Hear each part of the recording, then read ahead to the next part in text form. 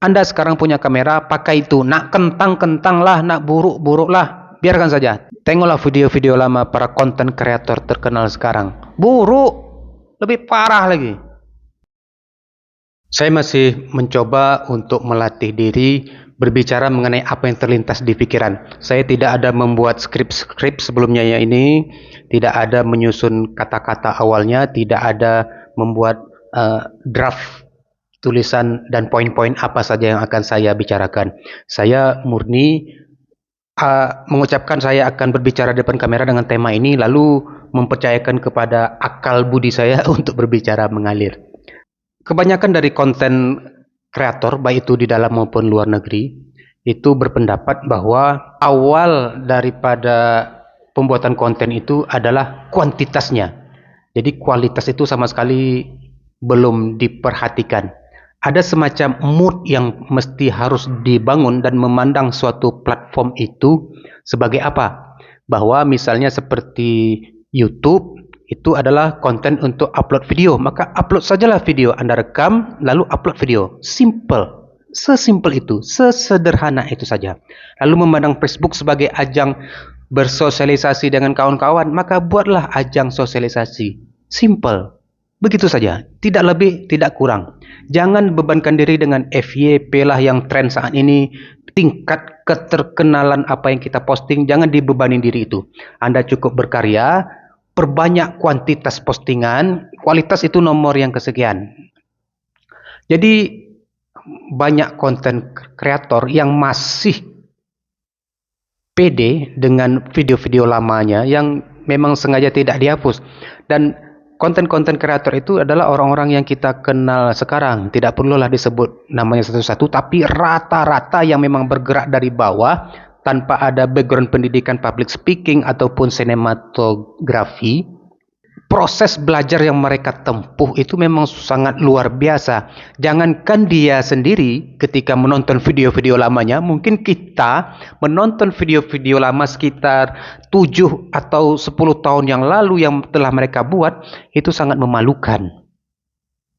Sudahlah kualitasnya buruk, pencahayaan buruk, audio buruk, tapi itulah dia proses itu. Dan rata-rata 2 tahun non-stop sampai akhirnya mereka menemukan gaya dan tema yang mereka dapat. Dan umumnya konten kreator di seluruh belahan dunia ini mengutamakan pada satu tema khusus. Artinya ketika fokus pada review jet-jet, handphone kah atau headset kah, maka kita akan fokus itu saja dibahas, baik itu sebagai reviewer produk baru ataupun reviewer produk yang telah dipakai 5 tahun dengan speaker ini atau 5 tahun dengan handphone ini, apakah sudah work, apakah masih layak dipakai atau tidak. Atau termasuk dalam dunia otomotif, reviewer kendaraan banyaklah ya nama-nama besar yang kita tahu, baik itu reviewer mobil baru ataupun mobil bekas, termasuk juga pernak-pernik aksesoris kendaraan-kendaraannya, baik itu head unit, helm lah termasuk, atau velg atau yang lain-lainnya. Artinya semua konten kreator di seluruh dunia ini, di seluruh belahan dunia ini tidak merekomendasikan hal-hal random yang dibicarakan. Kalau sudah fokus pada otomotif, maka Anda fokus otomotif. Kalau sudah fokus pada fashion, maka Anda fokus saja pada fashion. Jangan mencoba-coba hal yang lain. Kalaupun bergerak mencoba hal yang lain, tetap dikaitkan dengan tema besar atau niche yang sudah kita punyai. Namun ada beberapa, dan itu sangat kecil angkanya, konten kreator yang berani membahas urusan apapun, random. Salah satunya dari Indonesia dengan username Tangan Belang. Saya belum sempat merambah karya-karya beliau seluruhnya. Ini saya masih dalam proses menonton, tapi sekilas yang saya lihat adalah kemampuan beliau dalam membahas sesuatu itu kekuatan utamanya. Jadi suatu saat beliau akan membahas masalah kipas angin yang sudah beliau pakai selama 5 tahun belakangan. Kemudian besoknya beliau akan membahas masalah lampu, ya bukan lampu untuk rekaman, bukan lampu studio, tapi lampu secara umum lah. Kemudian besoknya beliau akan membahas masalah gagang pintu.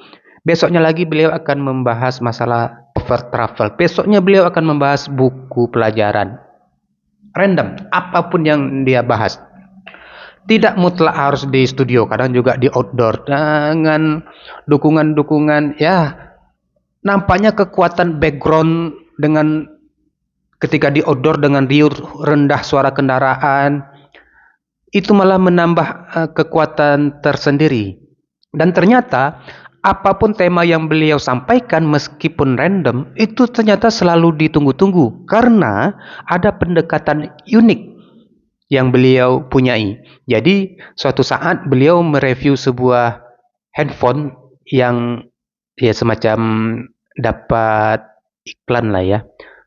Kemudian besoknya beliau membahas masalah cerita Mahabharata dan ternyata para peminat reviewer handphone ini juga tertarik dengan apa yang beliau bahas mengenai Mahabharata tadi, mengenai gagang pintu, mengenai kipas angin, karena cara pendekatan beliau, metode penerangan beliau itu adalah mengaitkan segala sesuatu yang beliau pegang, yang beliau sampaikan itu dengan filosofi diri sendiri sebagai manusia. Beliau hanya membahas masalah kaitan beliau dengan benda ini yang secara naluri kemanusiaan kita juga terbawa bahwa ternyata kita juga punya hubungan dengan benda yang beliau contohkan itu. Itu yang membuat menarik. Artinya sudah dipatahkan kalimat yang mengatakan bahwa jangan terlalu random membahas sesuatu. Ternyata gaya dan metode cara kita menyampaikan sesuatu itu jauh lebih mahal. Kemudian kekuatan diri itu memang harus perlu dilatih. Kemampuan diri dalam menyusun kata-kata. Artinya dalam kondisi sekarang ini saya secara sesadar-sadarnya bahwa saya sangat terbatas dalam mengungkapkan kata-kata. Ada kendala-kendala nafas karena pernah terkena gagap. Jadi ketika umur 12 sampai ke 18 itu saya sangat terbantu dengan latihan-latihan pidato karena di situ saya membuat teks lalu saya baca berulang-ulang, saya bayangkan sebuah gaya berinteraksi di depan panggung di atas mimbar, kemudian saya bicara. Dan upaya latihan-latihan itu membuat gaya bicara saya menjadi lebih baik. Kesimpulannya adalah ketika kita masih ada kesempatan ataupun kalau dapat curi-curi kesempatan pun curilah. Jangan bebani diri dengan harus punya alat yang bagus dulu atau harus punya lighting yang mumpuni. Sudah, kita sederhanakan saja pemikiran. Kita sederhanakan gayanya. YouTube adalah tempat untuk mengupload video, maka kita sederhanakan saja seperti itu. Jangan bebani diri bagaimana supaya terkenal, bagaimana supaya membuat tagar yang elok, bagaimana cara itu. Jangan bebani diri dulu. Kita bikin video, edit seperlunya, kemudian posting dan beri judul lah yang layak. Masalah thumbnail ya kalau tak mampu yang bagus-bagus, yang biasa-biasa saja, atau kalau apa ditinggalkan sajalah dulu. Ini anggaplah proses latihan. Pakai channel yang ada, pakai channel pribadi atau channel latihan, bikinlah channel latihanlah di situ. Tak usah privat, biarkan orang menonton kita. Orang tahu kok kita ini bukan orang hebat, kita ini bukan orang yang pantas untuk ditiru gitu. Jadi jangan takut kalau kita salah, berharap malah melalui latihan ini ketika ada kesalahan orang-orang akan menegur kita. Dan pengalaman saya pribadi, kesalahan-kesalahan yang saya buat selama proses latihan ini tidak akan jarang yang menyampaikannya. Jarang yang menyebutkannya di dalam kolom komentar. Dan mana yang berani, alhamdulillah, artinya saya dapat koreksi secara langsung. Namun kebanyakan itu sungkan untuk menyampaikan karena merasa mungkin karena mungkin alasan-alasan tertentu yang saya pun sendiri tidak tahu. Namun ketika bertemu dengan kawan-kawan itu dimanapun tempat, Rata-rata itu kadang di masjid atau ketika duduk di kedai atau ketika jumpa di manalah tempat gitu kan, sambil ketika menyebut anak sekolah, ketemu dengan kawan-kawan lalu bicara, dan timbullah koreksi-koreksi bahwa sebaiknya kamu begini, kamu begitu ketika dalam. Artinya koreksi itu tidak harus melalui kolom komentar. Dunia sekitar kita itu memperhatikan apa yang sedang kita lakukan. Apalagi ini dunia yang YouTube adalah dunia yang patut ditonton. Mari kita beranikan diri berkarya, kita beranikan diri untuk melatih kemampuan. Jika Anda sudah mampu untuk berbicara di depan publik, maka manfaatkanlah YouTube ini sebagai latihan untuk meringkas gaya kerja. Anda bicara depan kamera, edit sedikit, lalu posting. Artinya kemampuan public speaking Anda sudah dapat, Anda tinggal menambah bagaimana pola kerja yang baik dan ringkas sehingga tidak mengganggu pekerjaan utama yang lain. Stop, hentikan, jangan bebani diri lagi dengan standar-standar kelayakan yang kita tidak mampu.